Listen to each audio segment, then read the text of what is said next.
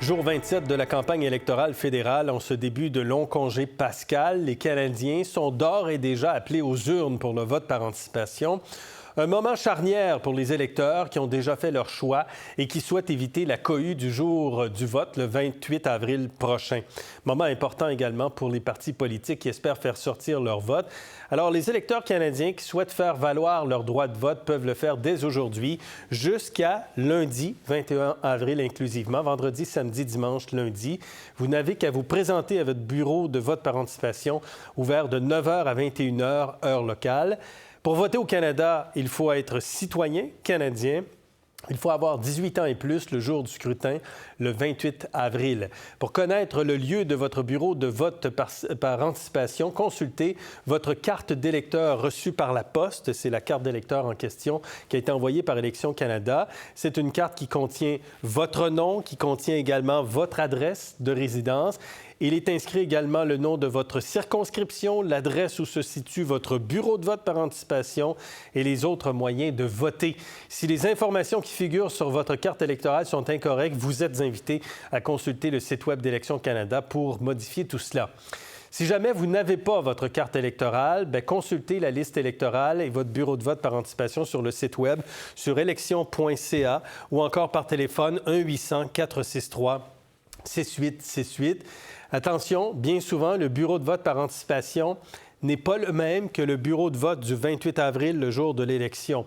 Les bureaux de vote ont également des accès pour les personnes à mobilité réduite. Au moment de voter, il faut présenter sa carte électorale, il faut présenter une pièce d'identité valide avec une photo. Et dans les cas où l'électeur n'a pas sa carte électorale, il doit présenter 2 pièces, dont une avec photo, qui vont permettre aux scrutateurs de vérifier l'adresse et de vérifier l'identité. Le vote par anticipation a gagné en popularité lors des dernières élections fédérales. En 2021, quand même, en pleine pandémie, 34 des électeurs ont voté par anticipation et en 2019, c'était 27 Élections Canada ainsi que l'Observatoire de l'écosystème médiatique du Canada vous invitent à porter une attention particulière à la désinformation durant la campagne. Il y a un nombre croissant de publicités Facebook et Instagram qui se font passer pour des sources d'information crédibles, mais qui font en réalité la promotion de programmes frauduleux ou qui tentent d'influencer le vote avec de fausses nouvelles. C'est parfois difficile quand même à discerner avec toutes les prouesses nouvelles de l'intelligence artificielle parce que souvent les logos des médias sont utilisés. Privilégiez les sites Web officiels si vous avez envie de vous informer et si vous voyez une nouvelle qui vous semble invraisemblable ou surprenante, n'hésitez pas à vérifier la source et à signaler le tout au besoin. Et puis, le Bloc québécois est le premier parti à présenter son cadre financier. En voici quelques grandes lignes. On annonce une hausse substantielle des transferts en santé pour le Québec, 11,6 milliards de dollars de plus en 5 ans. Ça, c'est dans le cadre financier du Bloc québécois. Faut-il s'en étonner? Le Bloc québécois privilégie dans ses demandes depuis plusieurs semaines que les transferts en santé, notamment, soient augmentés. Donc, transferts en santé supplémentaires. Programme de subvention de 22 milliards de dollars aussi pour les travailleurs touchés par la guerre commerciale. Hausse de 10 de la pension de vieillesse pour les aînés de 65 à 74 ans. C'est une vieille récrimination, ça, du Bloc québécois, qui l'avait amené d'ailleurs lors de la dernière élection, parce qu'on avait augmenté, les libéraux avaient augmenté de 10 la pension de vieillesse des 75 ans et plus. Le Bloc veut que ce soit dès l'âge de 65 ans. Le Bloc veut financer tout ça, notamment en s'attaquant aux paradis fiscaux. On parle de 22 milliards de dollars de revenus supplémentaires dans les paradis fiscaux, mais on prévoit quand même un déficit de 57 milliards de dollars pour l'exercice cette année. Vous savez qu'il n'y a toujours pas de budget pour l'exercice 2025-2026 parce qu'on est parti en campagne électorale. Donc, pour cet exercice-là, le Bloc québécois, selon son cadre financier, aurait un déficit de 57 milliards de dollars avec aucun plan de retour à l'équilibre budgétaire avant au moins 2030. Tacha, Antonine, qu'est-ce que vous en pensez? Je vous lance tout de suite sur le Bloc québécois. C'était pas prévu, Antonine. Bien, d'abord, félicitations au Bloc québécois de déposer un cadre financier. Ben voilà. Je trouve que l'absence de cadre financier de la part des 2 principaux partis qui ont une chance de ravir le pouvoir, c'est vraiment une honte. C'est un manque de respect envers les électeurs. Les cadres financiers devraient être présentés avant les débats pour qu'on puisse débattre aussi de combien ça coûte et de comment on fait balancer le budget avec toutes ces belles promesses qu'on vient nous faire. Le Bloc québécois n'aspire pas à former le gouvernement. Donc, on vient chiffrer nos demandes, dans le fond. Hein. C'est comme une liste d'épicerie avec les demandes du Bloc québécois et on veut faire un exercice qui est sérieux. Les attentes ne sont pas les mêmes envers un cadre financier du Bloc québécois qu'envers des partis qui veulent former Non, parce que le Bloc gouvernement. passe des messages. Nous, on veut plus de transferts en santé, on veut la pension de vieillesse 65 ans et plus. On met ça là-dedans. Est-ce que ça doit nous étonner, Tasha, 57 milliards de déficit? Pensez-vous que les libéraux puis les conservateurs, avec leur baisse d'impôts, vont prévoir des déficits plus importants que ça dans leur cadre financier? Je ne sais pas s'ils vont être plus importants, mais ils vont être là. Et je pense qu'on peut se retourner à 2015. C'était vraiment le pivot, on pourrait dire, en ce qui a trait au cadre financier. Avant ça, c'était de rigueur de les présenter et de trouver une façon d'équilibrer les budgets. M. Trudeau avait dit qu'il n'y avait pas besoin de faire équilibrer le budget. Il y avait des cadres financiers, mais il n'équilibrait pas. Et après ça, depuis ce temps-là, il y a moins d'emphase sur cela. C'est comme si les contribuables, ils ne regardent pas nécessairement tous les chiffres et la nécessité d'équilibrer le budget n'est plus là. La COVID l'a éclaté complètement. Alors, je pense pour cette raison-là, il semble qu'il y a moins de pression de dévoiler ce cadre. C'est sûr que nous, comme analystes, on veut voir les chiffres, on veut voir ça. Mais l'électeur moyen, je pense, vote plus sur émotion et sur la sensibilité qu'il a envers les chefs que sur les chiffres. Et peut-être c'est malheureux de ne pas les regarder, mais je pense que c'est malheureusement la réalité. Ici en Ontario, Doug Ford n'a pas présenté depuis 3 élections un cadre financier. Il a gagné 3 fois. Ça dit beaucoup. Oui, c'est comme si c'était plus aussi important alors que c'était une obsession, le déficit zéro, puis de revenir à l'équilibre budgétaire. Antonine, là, le vote par anticipation commence. Est-ce que les gens votent en toute connaissance de cause? Bien, la réponse est non. Puis c'est vrai, Tasha a raison. Les électeurs ne vont pas s'asseoir devant un cadre financier puis commencer à l'analyser pendant 5 heures, et c'est l'évidence.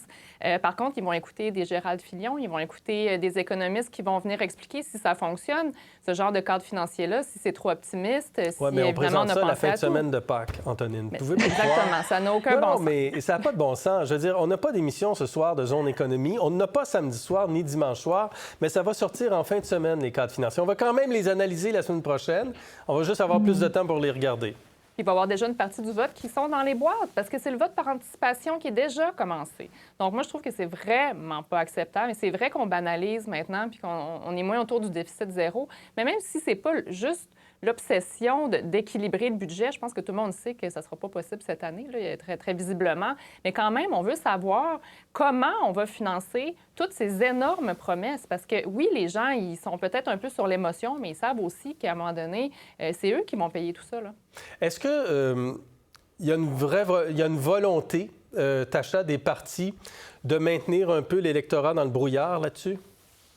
Pensez-vous vraiment, c'est un peu cynique, Gérald, mais je suis d'accord. Je pense ici, cependant, c'est même plus malheureux qu'Antonine dit parce que M. Carney veut changer la façon qu'on fait la comptabilité du fédéral. Il veut mettre un déficit opérationnel et un déficit de capital. La personne moyenne, probablement, ne pense pas à ça, ne comprend pas nécessairement tous les intricacités de ça, mais c'est là où on aurait un vrai débat, justement, et ça aurait fait partie des débats si c'était sorti avant. Oui. Est-ce qu'il faut s'attendre à un taux de participation très élevé? Vote par anticipation, ça a commencé. C'est un peu long, les files d'attente ce matin, Antonine. Est-ce que vous attendez un taux de participation quand même très élevé? Moi, j'ai l'impression qu'on va avoir un taux de participation assez élevé. On voit dans les chiffres, les derniers sondages, les gens étaient déjà pas mal décidés. On voyait qu'il restait plus beaucoup d'indécis. C'est des indécis qui peuvent faire la différence dans de nombreuses circonscriptions.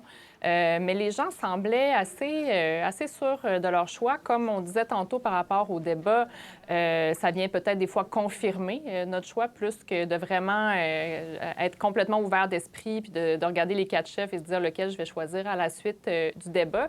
Et les enjeux sont grands. En ce moment, les gens sont... Moi, je le sens, là, les gens sont intéressés par ce qui se passe, notamment avec les États-Unis. Tout le monde parle de la crise commerciale de M. Trump. L'insécurité est grande, puis l'insécurité peut être un moteur d'implication politique. Et le vote, bien, c'est comme un petit peu le minimum de l'implication politique. Yves-François Blanchet disait ce matin, les jeux sont faits. Mark Carney sera premier ministre après le 28 avril. Ne lui donnez pas une majorité, dit-il, parce que c'est déjà réglé dans sa tête. Il ne faut pas lui donner une majorité. Et Jack Meeting a dit à peu près la même chose. On les écoute. You can't entrust all the power to Mr. Carney. He doesn't have a track record of making life more affordable for people, but we do. So vote for a New Democrat, and we'll continue this work to make life more affordable for you, while the Conservatives and the Bloc have voted against those measures to make life affordable, because that's not who they care about. New Democrats are in it for you. Sacha, est-ce que vous êtes d'accord avec M. Singh puis d'accord avec M. Blanchet de considérer que c'est réglé, l'élection? Maintenant, leur message au public canadien, c'est de dire « Donnez pas un chèque en blanc à M. Carney, ça nous prendrait la balance du pouvoir ». Bien, c'est leur carte à jouer parce que ni l'un ni l'autre peuvent former le gouvernement. Leur seule possibilité, c'est de garder le gouvernement honnête dans leur vision des choses. Alors, ça ne m'a pas surpris de le dire. Est-ce que M. Carney va être premier ministre? Je ne pense pas que le dé est complètement joué là-dessus. Il y a encore une semaine à y aller. On ne sait jamais. Les choses peuvent changer dans le sens de gouvernement minoritaire de l'un bord ou l'autre. Mais si on a un gouvernement minoritaire libéral avec le bloc, avec la balance du pouvoir, je pense qu'on va jamais finir avec l'engueulade avec l'Alberta et Danielle Smith va exploser. Alors, ça va être quelque chose à voir si la prédiction de M. Blanchette devient réalité. Parce que là, pour l'instant, selon la dernière projection des sièges de Canada 338, on est à 189 pour les libéraux, 123 pour les conservateurs, 22 pour le Bloc, 8 pour le NPD et 1 pour les Verts. Bien sûr, ça peut bouger. Là, c'est vraiment une photo du moment. Antonine. L'objectif de M. Blanchet aujourd'hui, c'est un peu de démobiliser les électeurs libéraux, de dire c'est acquis, vous n'avez pas besoin nécessairement d'aller voter. Puis on peut se permettre quelques députés du Bloc québécois, mais c'est de réduire aussi l'anxiété parce qu'on sent quand même que c'est un vote. M. Carney est rassurant. Il a l'air d'avoir de l'expérience. Il nous dit qu'il est capable de gérer la tempête qui s'en vient. Il y a beaucoup de gens qui ont envie de croire à ce message-là. Et M. Blanchet se battait un peu contre ce message-là. Il disait c'est pas si grave que ça, ce qui se passe avec les États-Unis, ça va passer. M. Trump ne sera pas là pour toujours. Et ça ne contribuait pas beaucoup à faire baisser l'anxiété. Quand on est en gestion de crise, puis il y a quelqu'un qui nous dit on se calme, c'est pas si grave que ça, souvent, c'est pas rassurant. On a besoin de quelqu'un qui nous dit je m'en occupe. Et c'était le message de M. Carney. Aujourd'hui, ce que M. Blanchet dit, c'est gagné pour M. Carney. Vous allez l'avoir, votre premier ministre, M. Carney, mais faites attention, on a besoin d'un fort contingent du Bloc québécois. Est-ce que ce message-là, dans la dernière semaine de campagne, va percoler? On est souvent dans les appels au vote, là, dans la dernière semaine de campagne. M. Blanchet ouvre le bal. Pour voir nos émissions en entier, rendez-vous sur la chaîne Ici RDI.